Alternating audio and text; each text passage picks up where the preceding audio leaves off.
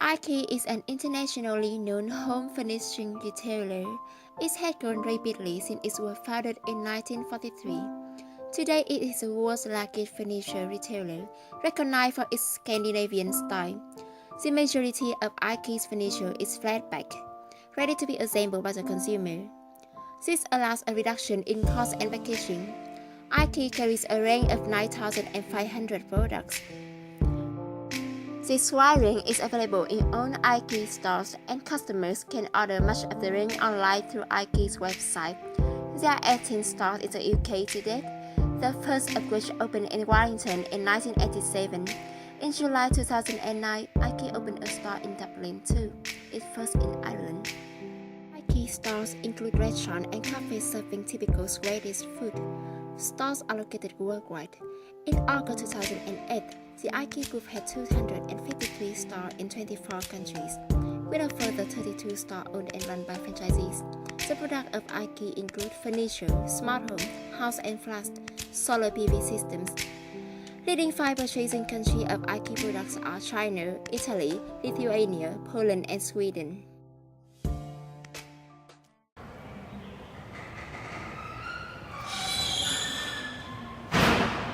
Hello everyone, I am a market researcher of Ikea International Group based in Spanish in 2010. As a passion, our company have a new order with a party in China that need to be transported as fast as recorded. Therefore, we are finding a safe, reliable and fast money transfer service. Executive board decided that we will go to firm of international trade consultant for counseling.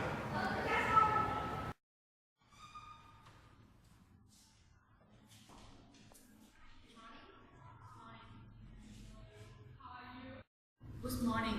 Thank you for choosing our service. As you know, we are one of the most famous firms offering transport advisory service in Spanish. Our company have a new order with a party in China that needs to be transported as fast as we could, and we are looking for the best methods of settlement. Do you have any suggestion for us?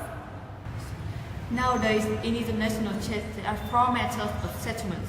Open account trade is common in international trade, with an estimation of over 80% of the world trade being concluded on open account terms. It is particularly useful in transactions involving regular shipments, where the importer often makes payment at set intervals for goods received during a preceding period. Yeah, and when necessary, seller can seek to obtain credit insurance on their overseas debtor and can use an export invoice discounting or factoring facility to accelerate cash flow. Okay, so if I understand you, open account occurs when a seller ships the goods and all the necessary shipping and commercial documents directly to a buyer who agrees to pay a seller's invoice at the future date. What exactly is open account and how are the time limit and mode of payment? A seller will inspect its goods to a buyer and send an invoice asking for payment on an agreement to pay on specified dates. A payment term under which the buyer promises to pay the seller within a predetermined number of days, and the seller does not restrict the availability of documents that control possession right to the goods. If goods are shipped by sea, the goods are consigned to the buyer and the document of title will be sent direct to the buyer. And if goods are dispatched by air, then the goods are consigned to the buyer. A set date for payment is given and the buyer remits the necessary funds to the seller as agreed. Well, in that case, what are the advantages of using open account? I know documentary collection is a common method of payment. So why don't we use it instead of open account? Open account offers great advantage for both buyer and seller. For the buyer, this is a very large option, since they receive and inspect goods before paying for them. They can also send them to end use and then make the payment. Besides, for seller, using open account can help you land a sale, but you should not let the buyer's credit goods before you agree to it. According to what you say, the advantages are quite compelling. Using this method may help us to get bigger orders. But how about the risk associated with open account payment term for exporter?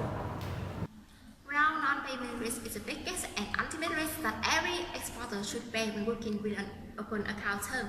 Non-payment risks occur under an open account payment because importer pay to the exporter after shipment. In most cases, importer receive the goods, check the quality, and then make the wire transfers to the exporters. Well, in simple words, exporters have to assume virtually all types of risk themselves until they get paid by the importer. Is that right? Yes, exactly. So using this method means that we have to rely on the trustworthiness of the buyer to pay. Yes, and you have to rely on creditworthiness of them too. I think this method has lots of drawbacks for importer. Why would you still suggest it for us?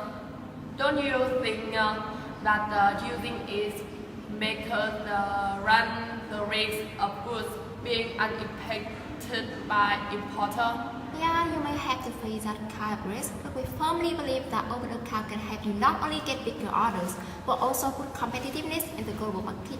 Moreover, you can keep the customer legal. This can result in the potential of building long-term relationship with the buyer. Okay, that sounds great. Our company will take your advices. Well, we decided to choose open account as method of payment for our order in China. Thanks for your service. Thank you. 2 weeks later, our big order will arrive in China, and our customer makes the payment by using open account right after receiving the goods. They also promise to be our regular customer in the future. Having succeeded in this order, we continue to use open account as our configure payment for shipping goods across countries.